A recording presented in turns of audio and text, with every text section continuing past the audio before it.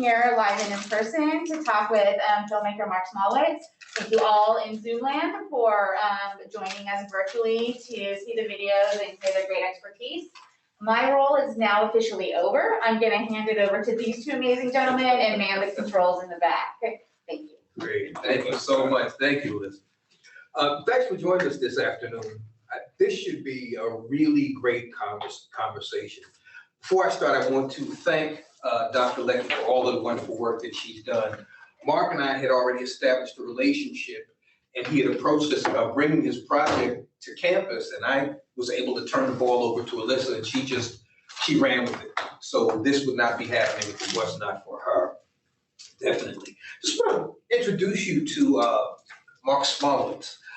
With us today is Marc Smolowitz. He's a multi-award-winning independent filmmaker and head of 13th Gen, a San Francisco-based film company that's dedicated to producing films that address critical social issues. Marc's he's visiting with us today with the College of Education because of a project that he's working on right now. Very, very exciting project called The G Word. This is a documentary about giftedness, intelligence, and neurodiversity. Marc and we met through a mutual acquaintance. Dr. Joy Lawson Davis. She's a top-ranked author and presenter and researcher who focuses on giftedness, African-American youth, and gifted children of color. You'll get to see her speak in a little bit because he's actually going to bring some of the clips from his upcoming documentary for you to see.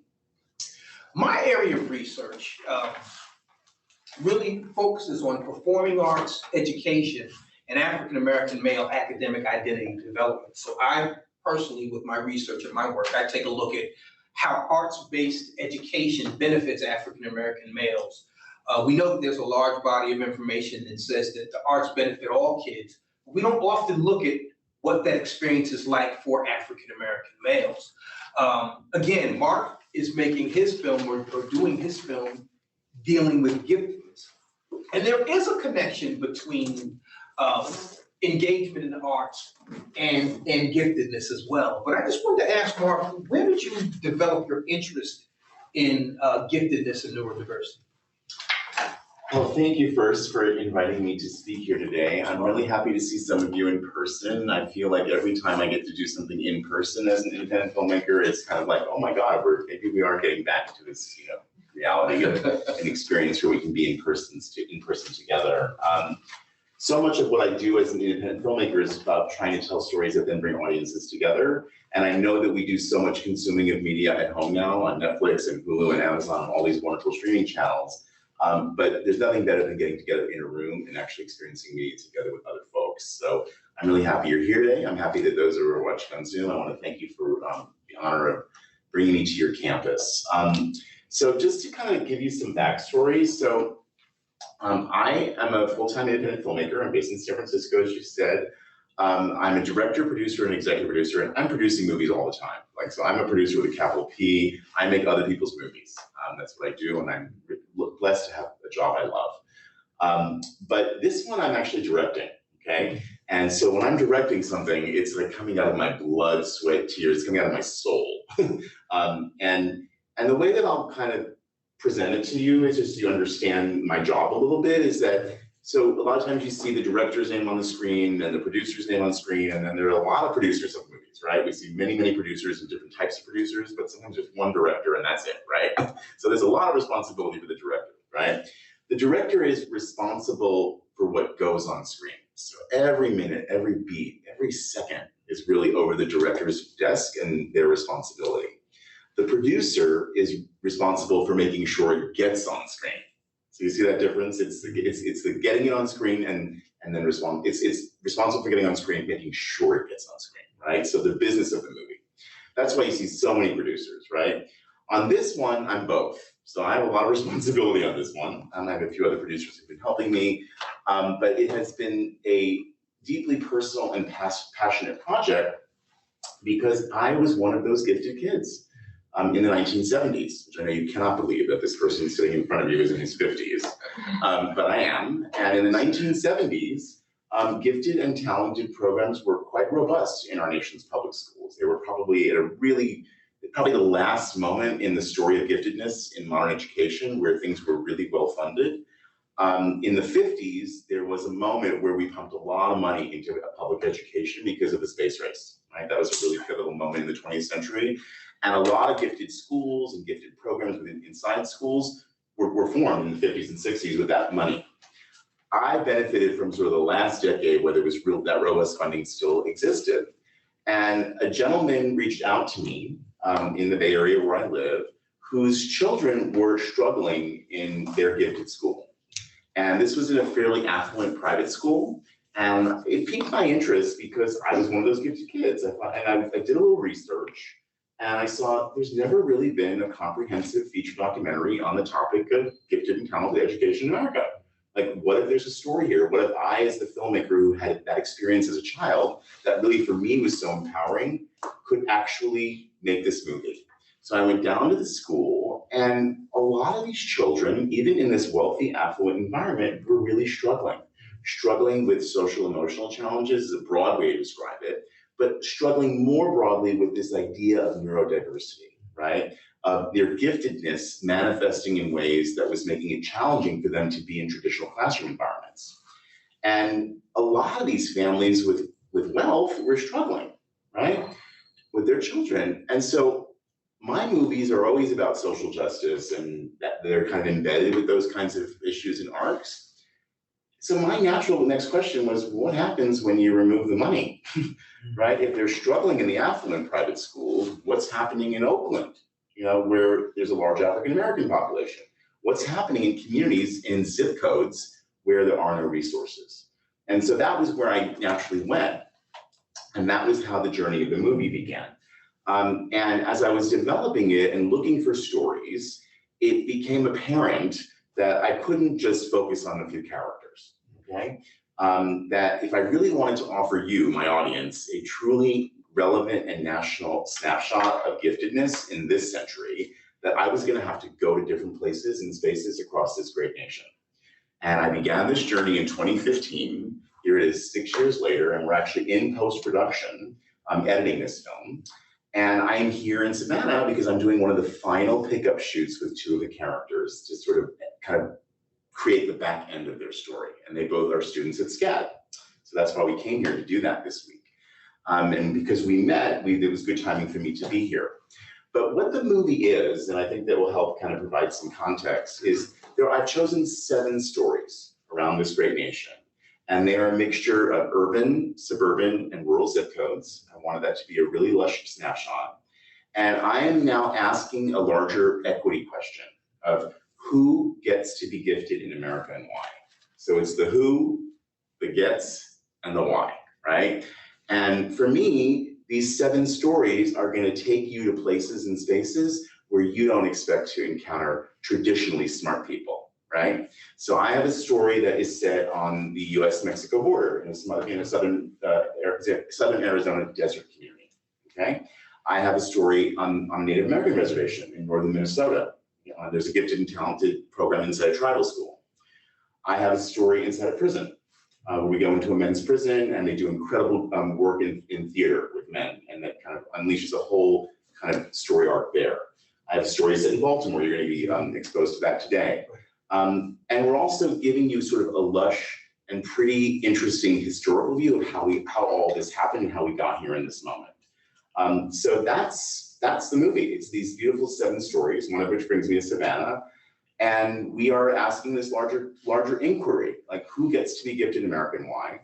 And we're wrapping that around with 40 experts in education, mental health, different disciplines who get to sort of help you understand like the sort of larger conditions and around equity and giftedness and access to these programs. So I became interested because I saw an opportunity to tell a story that was kind of informed by my personal experience as a kid who was a product of gifted public education in the public schools, and that maybe I could be of service to these stories. And I too I'm openly gay. And I've had my own narrative with diversity and inclusion my entire life. I'm an activist. I've been trying to walk the walk of an ally to other communities that are more pressed than my own. And so I saw a chance to be of service, to bring these different stories together into one movie and share them with the public in a way that would really invite them into a beautiful, poetic film. Because giftedness, and one of the reasons I would call the film the G word, is largely misunderstood. A lot of people think about it as achievement, success, really bright kids doing very, very well, right? And there are people out there who are what I call gifted purists, and they may not like my movie, and that's okay, because for me, giftedness is not about how well you do on standardized tests or how well you go about school performance. It's about who are we not discovering, who are we not seeing, who's not in the conversation. There are estimates by some scholars that there are some 1 million Black and brown children who are likely gifted that are not identifying in this nation. And so I want to ask the question, like, what if we could identify them?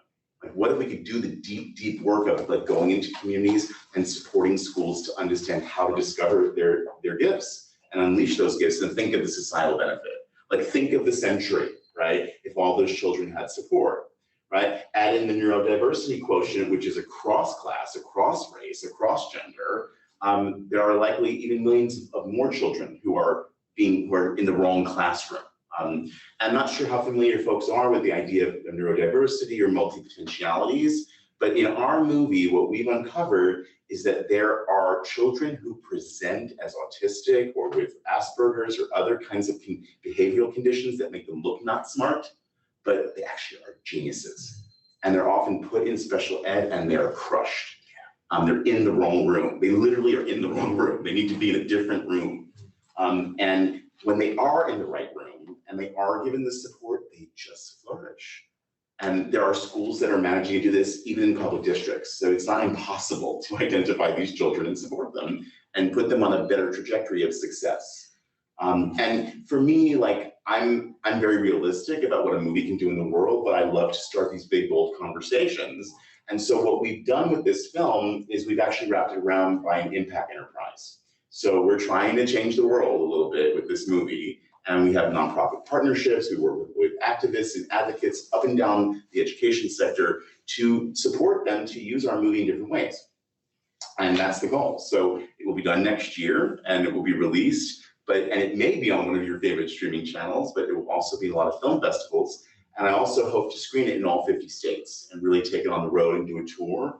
Like, let's hope the pandemic, really allows me to do that kind of, road show, if you will, and get different people in different communities thinking about giftedness, intelligence, and neurodiversity in a way that really reflects this moment in our century where there's so much opportunity to do better by a lot of these people. Thank you so much for that response. As I was saying before, Marc and I, we really kind of met by happenstance on Facebook.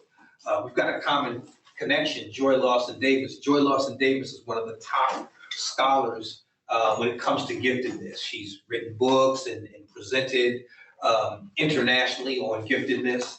And in fact, she's got a book out now, Gifted Children of Color Around the World, Different Needs, Exemplary Practices, and Directions for the Future, and also empowering underrepresented gifted students. So she's been a university professor. She's working independently now. She's still very active. Joy Lawson Davis is one of the characters in Marc's film, and part of his film was shot in Baltimore.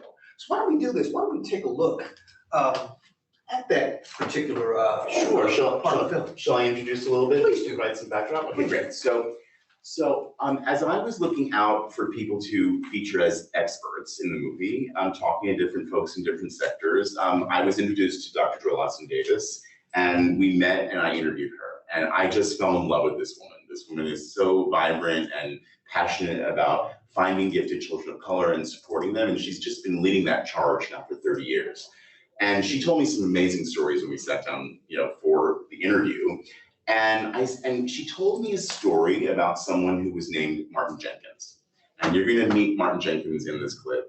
And he was the president of Morgan State University in Baltimore in the 40s, 50s, and 60s.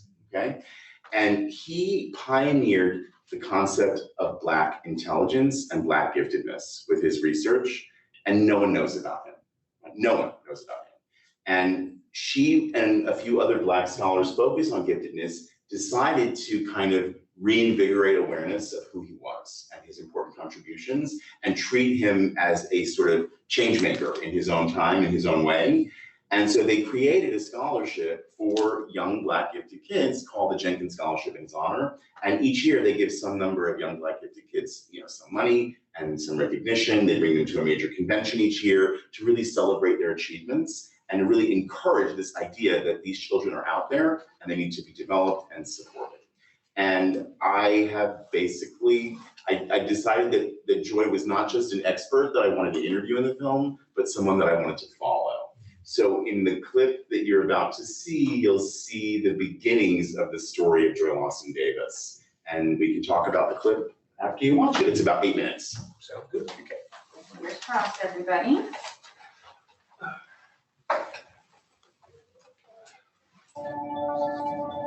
Oh, listen, there goes that bird I was looking for a couple days ago.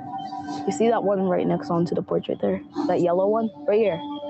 I've been looking at that thing. It keeps on coming back. I've always wanted to get a picture of it. It's a really cool bird.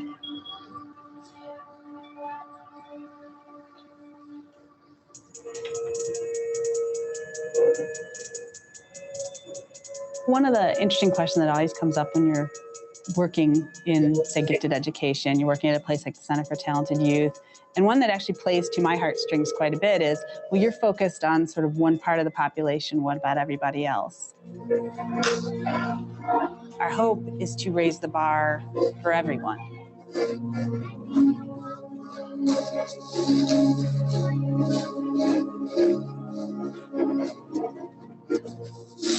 What we have currently in the way that we identify students for these kinds of opportunities is that we tend to use testing.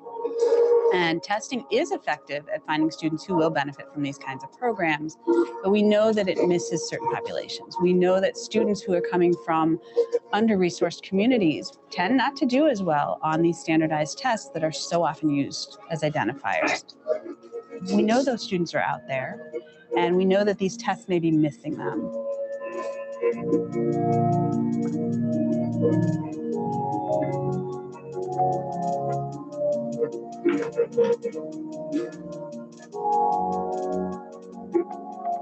Our Baltimore emerging scholars, we don't ask for a specific test score or a specific grade profile. We say, look for that student who maybe is doing well in the classroom, maybe isn't. Maybe is disruptive, but is disruptive because they're under challenged. Santino represents the kind of student that we're looking for because he has a lot of the that spark of wanting to learn, but he was in a school where things weren't always available to the kind of student that he turns out to be. Trying to reach someone like that, they may or may not be identified by a traditional method, but you can see that spark in what he's doing. Just the environment of the classroom itself. It just felt wrong to me. And I was struggling with it, and he was coming home unhappy. Not just for Santino, we're talking about all the other kids that's being lost here. Lots and lots and lots. We want to do better for these kids moving forward. The testing itself is not really designed for the student who's in the circumstances that we're seeing in these schools. Lack of resources, lack of the ability to give attention to individual students. That is just not the kind of student that's going to do well on a test.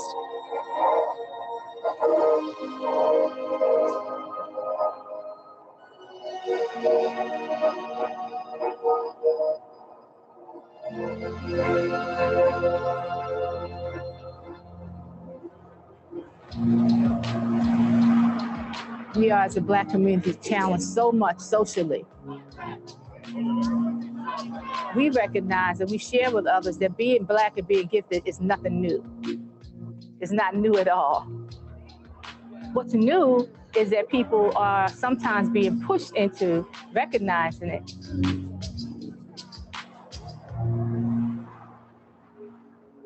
So Santino, I wanted to tell you about Dr. Jenkins and why we're here first, okay?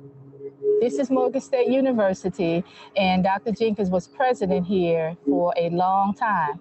But before he became a university president, he was a researcher about Black gifted kids. Oh, wow. Yeah, back in the 1930s. Wow. In the 1940s. That's a long time ago. And what we found over time was that people forgot about his work.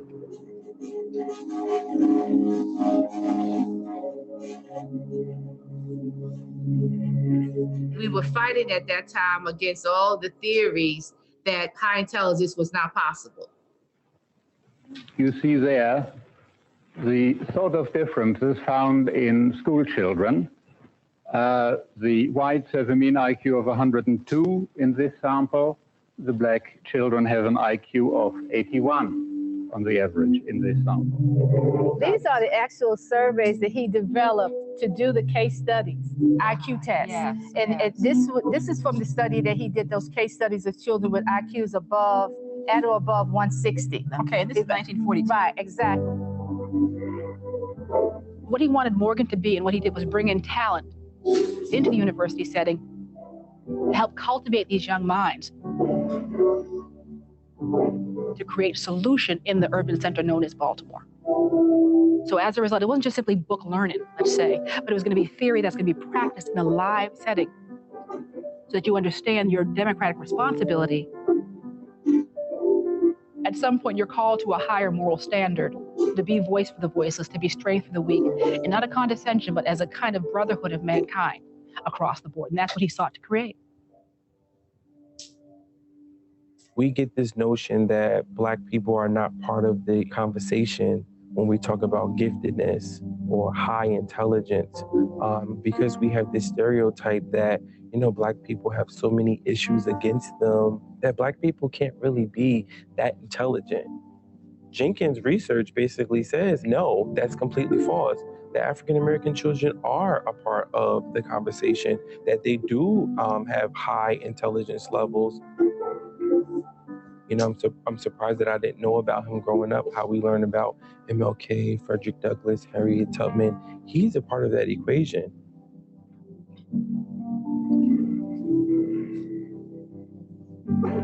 We have been challenged by recognition of the gifts and talents of children of color. We have been challenged by that. And so we are still fighting the equity and the access issues.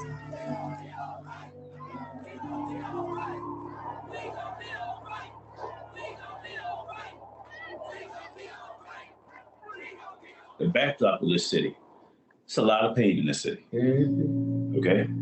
And I've seen it firsthand. When you go into a school, there are 14 kids, black boys. Someone says, 2 of you are gonna go to college. 5 of you gonna go to jail. 3 of you be dead by 24.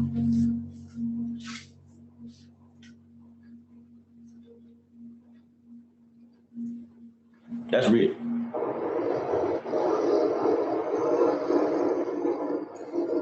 The model we need is to be there in the school, not just try to get the kids to us, but be there as part of the school so we can ask whether or not that's the way organizations like CTY might participate.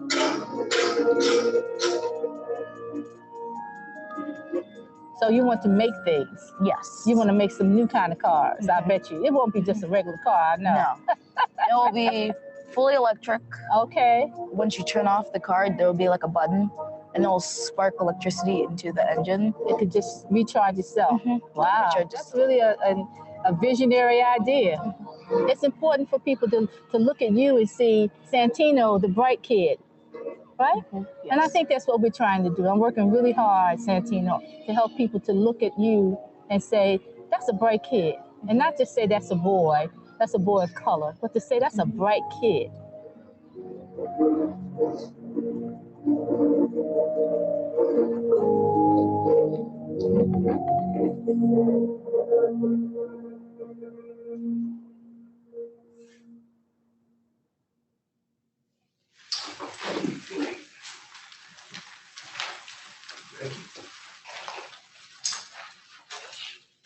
That's an excellent clip to Thank you. feature. Thank And you. it's ironic because I was telling you this earlier, but I started my teaching career in Baltimore. I taught special education on the middle school level in the city of Baltimore. And it is a city that has very, very serious socioeconomic inequities that bleed into and are manifested in what we see in the educational system.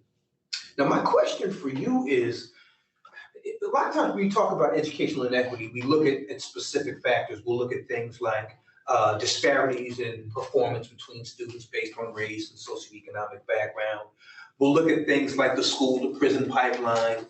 But for some reason, this discussion about equity in gifted education often gets missed. Why do you think that is? Well, I think, gifted education has suffered for decades around its own relevance in the larger education conversation. It's really struggled to remain relevant for lots of complex reasons. That's about the history of giftedness and this idea that smart kids will do fine on their own. And so we really have to put resources more on the special ed side, right? And I think the sort of sad, hard truth of that is that what I've seen in my research and while making this movie is that the dynamic over the last 50 years has really pitted gifted ed against special ed. So they're seen as adversarial things. And that was sort of the narrative of the last century, And in this century, there's sort of a new opportunity to kind of rethink that with neurodiversity being a part of the conversation. And so it's kind of gotten gifted back to have a seat at the table again in the process. So in an IEP, I'm sure you're familiar with IEPs. We feature IEP in the movie and we sort of see that process a little bit. Only recently, because of neurodiversity, do you have giftedness even in that conversation again, right? So it's good that it's back having a seat at the table. When we, to kind of bring it back to the clip that I just showed you. So there are a number of things that happened in Baltimore that motivated us to go there. So on the one hand, this unexpected Martin Jenkins archive exists at Morgan State University. And Joy had always wanted to go there, and she actually lives in Virginia. So we said, well, why don't we have you come there and we'll film you there and you can meet the archivist and we can sort of look at Martin Jenkins' story that way. And since we were doing that, I asked myself, well, what else is going on in Baltimore, right? And so this is what kind of speaks to your question. And well, it's not a small coincidence that Baltimore is also the home of Johns Hopkins University, a major university, and one of their very important programs called the Center for Talented Youth. And so we introduced you to that a bit in the beginning of this clip. And the Center for Talented Youth, or CTY, has been providing opportunities for advanced learners and summer camps since the late 70s.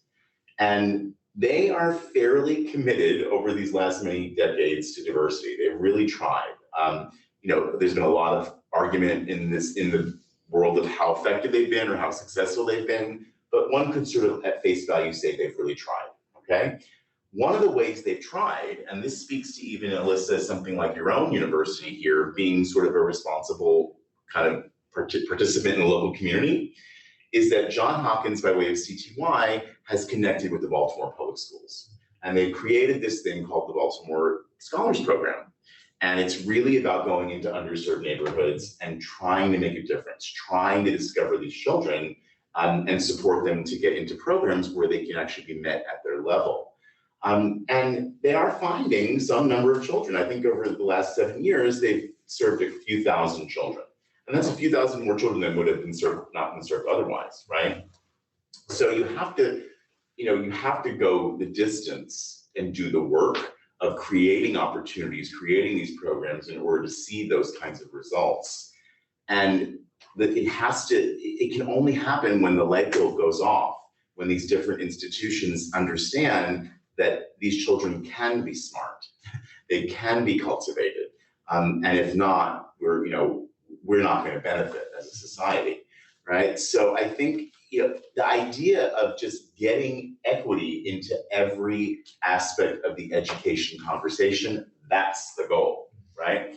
And so with my movie, what I realized is that I was seeing so many equity challenges in gifted and talented education that it actually is providing, at least for me as a storyteller, and I hope for the audiences that we show the film to, a window into the larger equity issues in the education narrative. Because we all have education in our personal stories, right? Like, think about our own lives, right? We all went to school. We may have a different particular narrative about where we went because of where we grew up, and we all go to different types of schools depending on our zip code, where we were raised, and the access that we had. But if you're at a party with friends and you all talk about school, like, we can all talk about, like, what was the first day of school, going to school, what that felt like, those memories, right? And if that story is a good story, like, that can be one of the most beautiful things you can share with a friend or a family member, like doing well in school, having a great experience in school. If that story is not a good story, like, we know that there's so much more that will come from that is not a good story, right? If school doesn't work for a child, not a lot more will work after that, right? And so that for me, it was not, in some ways, the movie is not about it's not about gifted education at the end of the day. It's about equity in education at large, because the most troubling, misunderstood aspect of education, gifted education, is really the way to kind of highlight these holes in the system.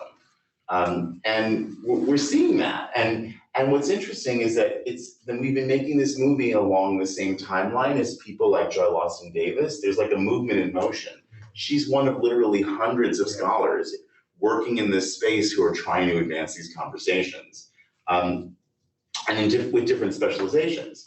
There's people who are focused on Latinx populations and dealing with English language learners, immigrants. There are people who are focused on LGBTQ populations and working with those populations.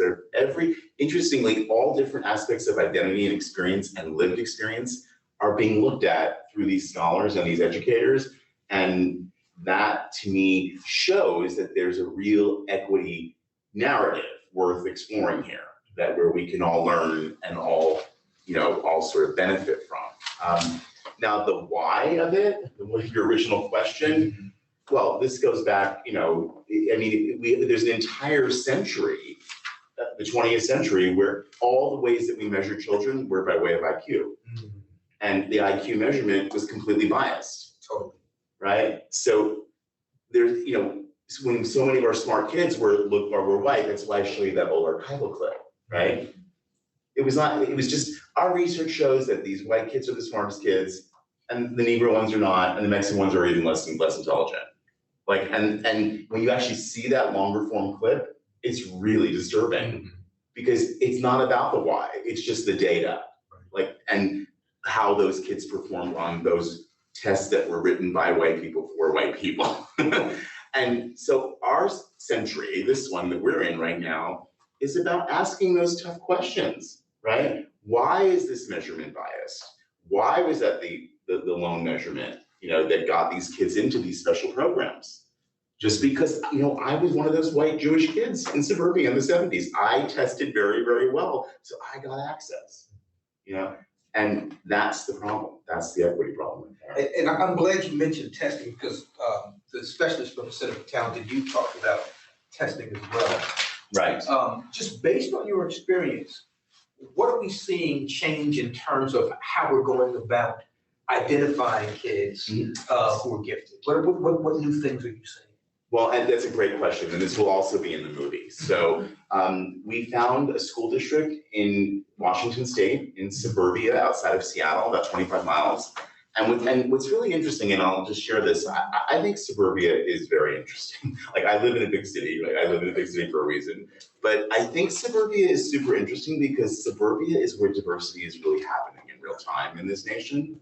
So in the three communities that come together for the North Shore School District north of Seattle, where we filmed, there are only 23,000 households, and there are 94 languages spoken in those 23 households, 94 languages. Okay, so that is real diversity happening in Washington State and suburbia. That district actually brought Donna Ford, who's another very important Black gifted scholar, to come do an analysis of why they had such overrepresentation of white students in their gifted and talented programs. She came, she worked with them, she did some really tough, deep work around race in that community. And that superintendent, who was a white woman, she really leaned into the results and decided she wanted to try and fix it. And the recommendation to her and to the district was to do what they call universal screening.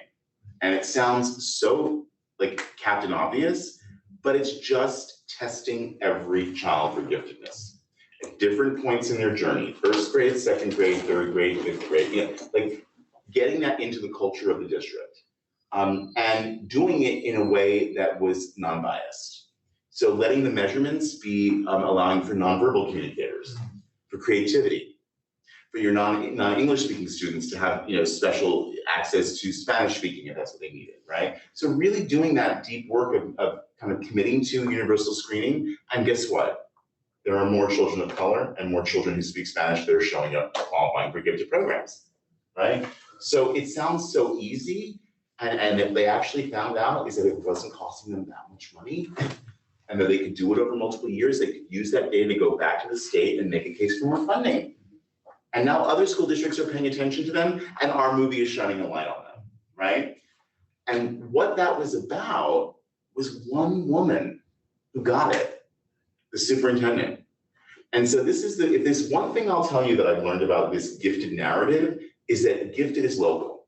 Like it is local. It is so local that it is down to sometimes the school. And in that school, if the principal gets it, all bets are on. They'll approach gifted with an open mind, open heart, and they'll want to work on it.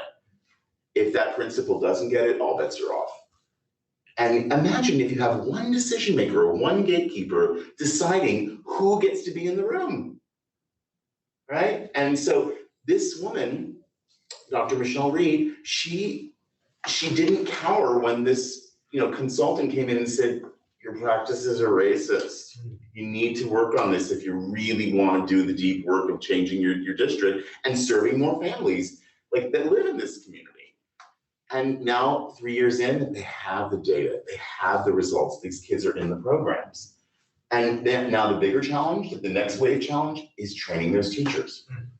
So, off the record, I'll tell you that we heard stories from families of color where the children aren't doing well because the teachers don't get it, right? So there is work to do, right? But you have to start by identifying the children, then you empower the teachers, and then I think over X number of years, you see a sea change in a local community where suddenly there are more children being identified and on a trajectory of success. Absolutely. Marc, you make a good point about the importance of individuals in this process. Mm-hmm. You've got another clip about a particular area, it's called zip code 85349, where you take a look at practices in another community. Why don't we take a look at that? Shall I do a brief introduction like I did before? Sure. Yep. So I mentioned earlier about the story arc that's set at the US-Mexico border. So interestingly, this is how all the dots get connected. So CTY, the Center for Talented Youth that you met in the Baltimore clip, they told me about a district in Southern Arizona that was like defying all odds, okay? That there were largely Spanish-speaking, Latinx, immigrant and migrant students performing as well as some of the most affluent white districts in the country on the ACT to get into Center for Talented Youth and sending more students of color, Latinx, to these summer programs. And when I started to do the investigation and went down there, it was, not only was it true, it was a beautiful thing to witness because this entire community is on board helping these kids be successful. So we went to the desert in the middle of the summer, and what do you think these kids are doing? It's 120 degrees outside. They're going to chemistry camp indoors. They're working on academics because there's been such a 20-year investment in these kids that they're now seeing an incredible virtuous cycle where they've been sending kids to Duke, Harvard, some of the top Ivy League schools, and then they're coming back and they're teaching at those same schools that gave them the attention they needed. And it's up and down the community from the mayor to the janitor. Like everybody's on board, these kids being successful. And it really piqued my interest because it's at the border with all the stereotypes that come with that. And I wanted to show our audience there are these smart kids there. And you don't expect to see them there, but when the community invests in them, surprising things happen. So that's the new clip. Great, excellent. Thank you for introducing me. Yeah, sure, thank you. Again. To see the students dreaming reminds me that in a class that I taught in art history, the Egyptians were able to challenge themselves to think the unthinkable. Therefore, they achieved the impossible. And I really believe that. I believe that if we can get our students to be free in creativity, to be safe in their challenges, they will achieve what we right now believe to be impossible for them to do.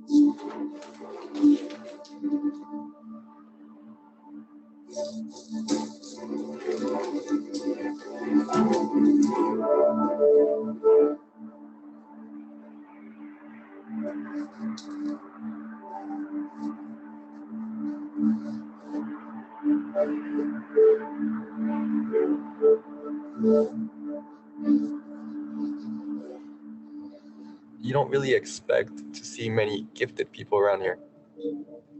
I mean, it's a Mexican community, low resources, mostly migrant farm workers. And I mean, it's not really a place you'd go to find really smart people. But the numbers prove it wrong. This is a place that sends people to CTY year after year, and it's been going on for over 20 years.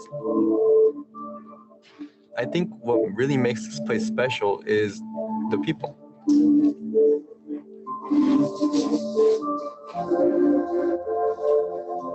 The president of the Gifted Association, he said, you guys are doing something very unique up there. I want to be able to go up there and do some research, because what you're doing, it's not supposed to happen. You know, you look at a zip code 85349 and all you see is low income, low socioeconomic, low on food, low on gas, everything. In reality, you know, the things that you guys are doing are amazing and they're not supposed to happen. We don't tell our kids that they're low income. We don't tell our kids that they're low socioeconomic. We don't tell those kids. We say, this is the ACT exam and this is what you need to do.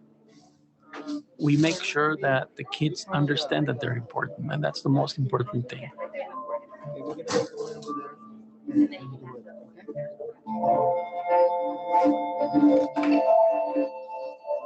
In communities all around the United States, the talent is there. What makes, in my mind, Selmy special is that we have the drive, we have that hunger. At the end of the day, my parents are working in the field.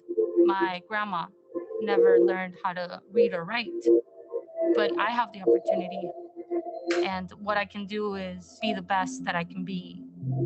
I do know that I am making a difference and representing not only the community of San Luis, not only, but also immigrants and Mexican Americans. We identify our kids at an early age and we place them in ACT courses. We do the after-school tutoring. We are 100% convinced that this is our mission. So, you know, you might have the greatest techniques or curriculum in place or anything like that, but if you are not committed 100% to a project like this, might as well don't even start it. Okay, so you're going to be doing all right, great. We're talking calculus classes and engineering classes, and I tell them this: if you take my classes, if you learn what I teach here, you're going to be ready. Those are the tools. I'm going to give you the tools to take any class in college or in high school. And a lot of the students that I see are in the community, they tell me, teacher, I always remember what you told us. We can do anything we want. We can dream and do anything that we want. And I mean, those are the things that get to me. I mean, I think I have the best job in the world because I have so many students coming to me and telling me things like that. I see myself as a motivator. I motivate my students.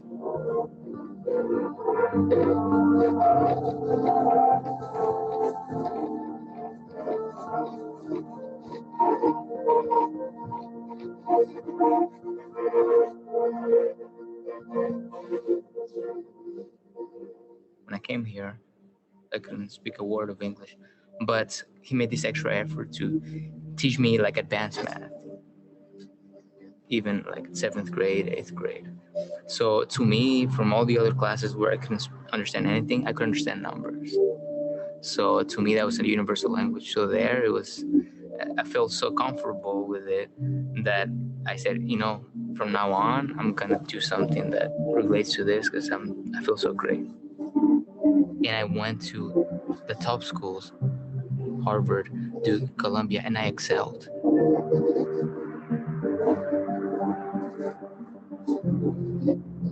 I got a little brother. What do I tell him? He has to be better than me. He just can't stop at what I did. He needs to go for his PhD, and that's what he wants to do. He wants to become a doctor. If by me finishing that bachelor's, he gets to go into medical school, I mean, I'm succeeding. I feel like I succeed right there. They've let us know that it's okay to dream big, and it's just influenced me as a person, and it's just made me not get affected from all those stereotypes that we have in this world, all that pressure that they see me as a woman, they see me as Mexican speaking Spanish, and they think she must be illegal or she must be this. And I've had people tell me about that. And I just really like how we haven't let that put us down.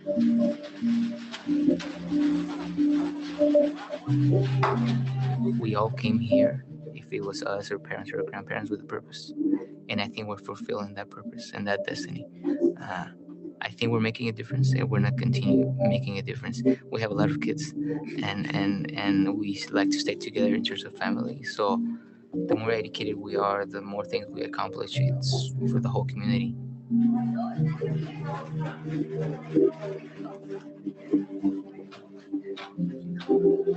The world is changing. It's changing in a whole variety of ways. That means that the treasures of this country are being redefined. The population is being redefined. We keep talking about the Latino immigrants, when in reality, I think in Arizona, 85% of Latino children were born here. We're not talking about immigrants. We're talking about the new America. And this is not tomorrow's America. This is today's America. So the G word is, who are we? Who tells us that? And how much are we worth? So if we really look to see who we are, we will discover that these bright minds are the treasure that we're sitting on.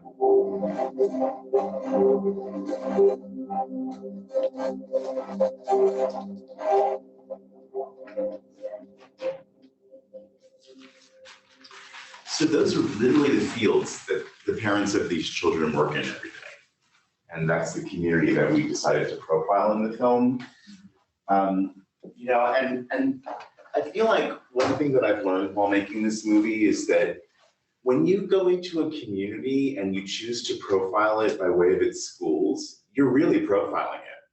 Like the schools are such a tentpole institution for, you know, because, and think about it, like the thing that I've reaffirmed for myself is that what is our experience? It's home and school. Like the first 18 years of our lives is home and school.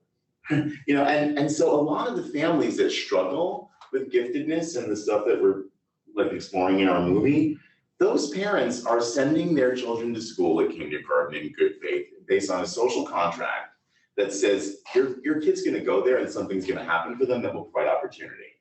Like every child is supposed to have that kind of opportunity, right?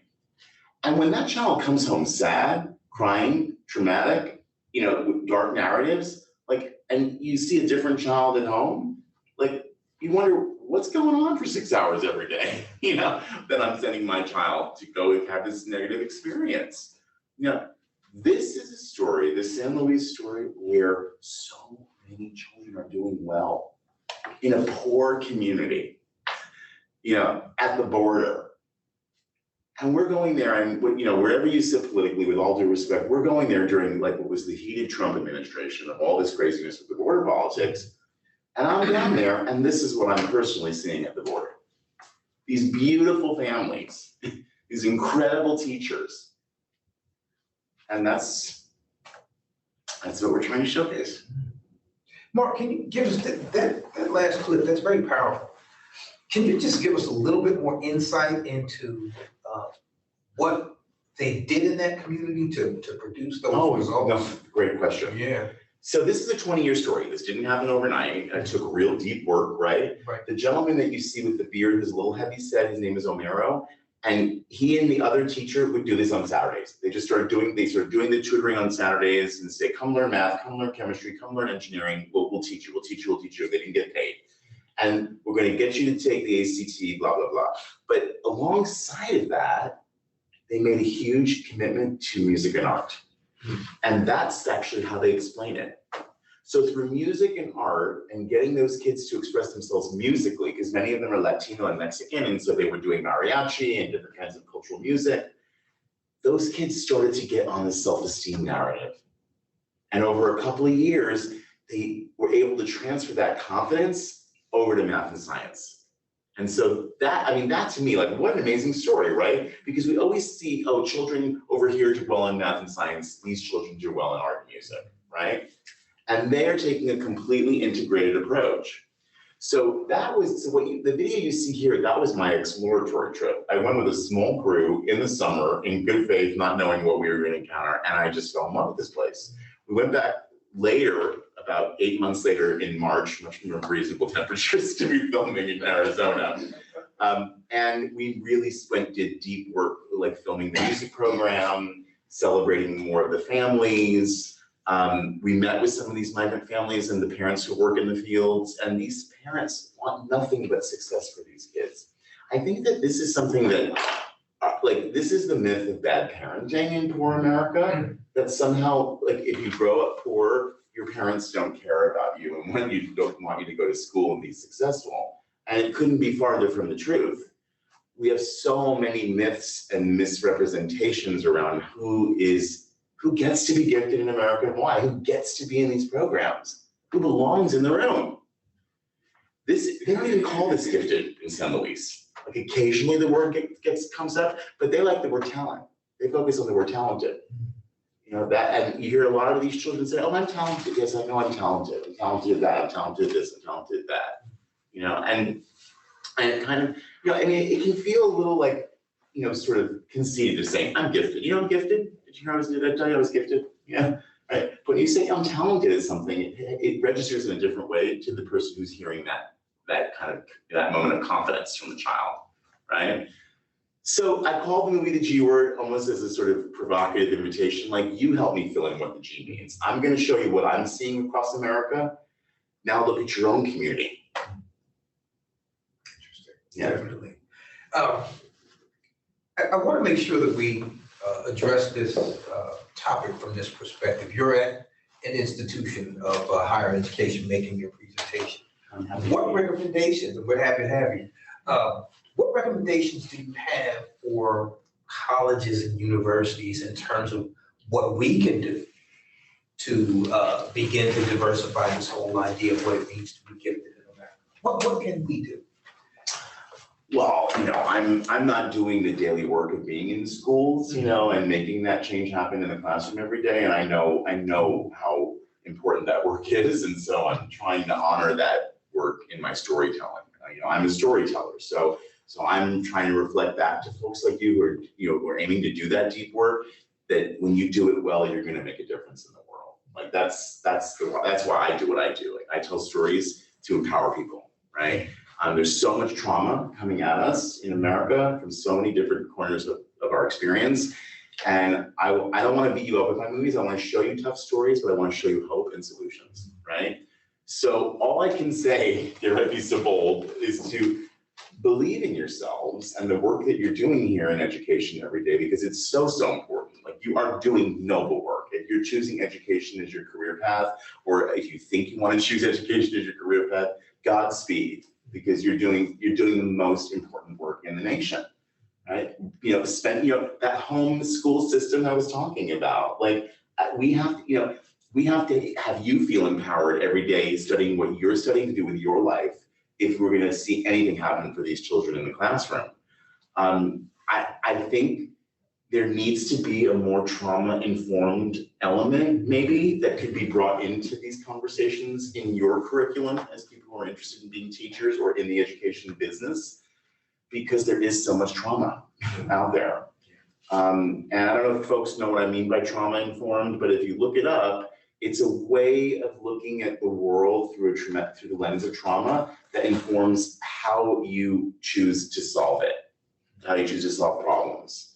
And it believes that every one of us has some background and personal experience with trauma at some point in our lives. And whatever that looks like is deeply personal for you, and only you get to know that in a deep way and try to come out the other side empowered, right? So I think that if I can say one thing, because I feel like trauma and empowerment, like that's a continuum of life experience that every one of us can relate to, right? Regardless of our race, gender, class, zip code, like, and all the intersectional things that we might be in the world, right? Like I have my own journey, I have my own trauma, and only I can know it and tell it to you, right? And hopefully through the film, we'll show how some of these communities are landing on the other side of empowerment. Because I feel like trauma and empowerment are really kind of two sides of the same coin. And I don't think it's a linear story. I think we as humans, I say this kind of phrase a lot, we take 2 steps forward, 4 steps back, 5 steps forward, 8 steps back. And then woo, a big leap forward of 20 steps, right? At one point in our lives, because we broke through something, right? But you just all need to know, like, if you're studying education, if you want to be a teacher, you are doing noble work. And you will help students if you show up and do your best. You're part of that homeschool system. And, and teacher training is so important. The exposure. Very few states even mandate that the teaching certificate requires exposure to gifted education at all. Right. It's the most invisible idea. And then you might say, oh, well, not only am I interested in that, but I'm interested when those children are also children of color or children of poverty or children who speak a different language, right? Like, we don't even think that those kids belong in gifted programs, right? So my hope is that the movie sparks some interest among people in these schools to really reconsider going into gifted ed. Got you. Thank you. We've got just a few more minutes left. What I would like to do is find out if there's anybody here who has a question or a comment for our guest. Yes. Yes, thank you. What is your name? Janessa. Janessa, hi, I'm Marc. Nice to meet you. I really enjoyed the clips. Thank you for that. But my question would be is, as an educator within my own classroom, how could if you have any tips, general, specific, to integrate the arts with the science, technology, and engineering? Is there something that I could do every Friday or to get all the children exposed or cross them over? Do you have any tips? Yeah. I mean, I think what's interesting is that, so the whole concept of enrichment, is something we can bring into our lives, whether it's in a classroom or even in our own human journey, right? So that's, I think, how you have to sort of think about arts and culture as a moment of potential enrichment, right? The thing that I offer to people when I'm thinking about enrichment is showing students how they can do their own personal storytelling.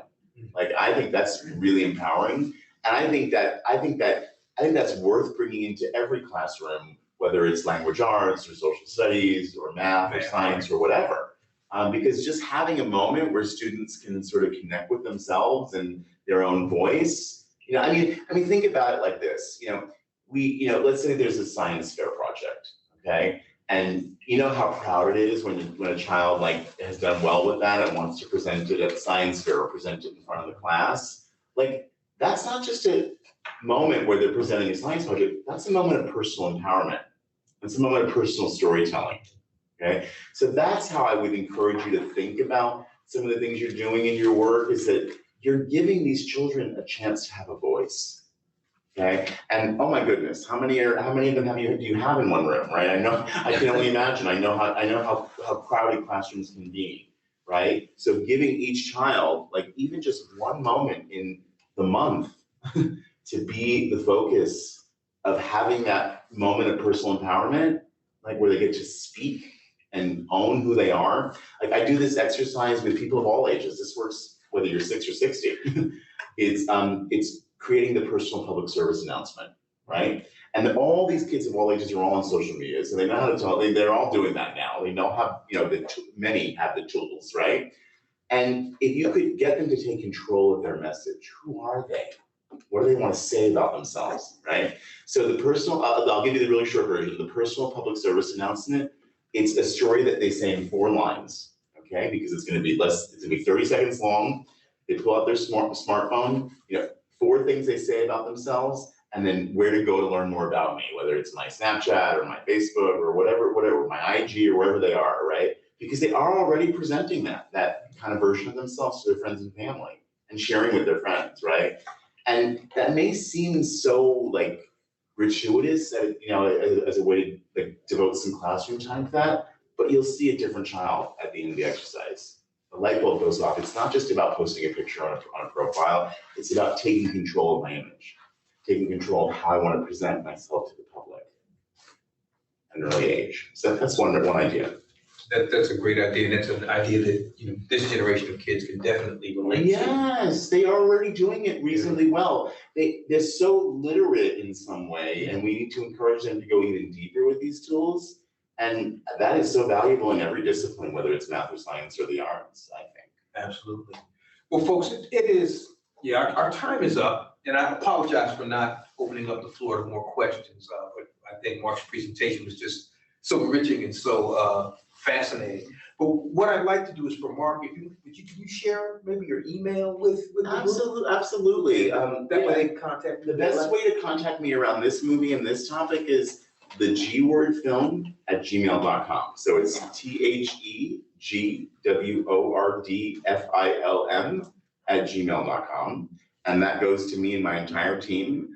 And if these videos pique your interest, I can send you to a link where you can watch 4 more that are expose you to different stories from different communities across the country. And then if you have other questions about like an exercise that I might want to share with you, some links or resources, I'm happy to be of service. It's my treat. What I will say is please follow us on social media.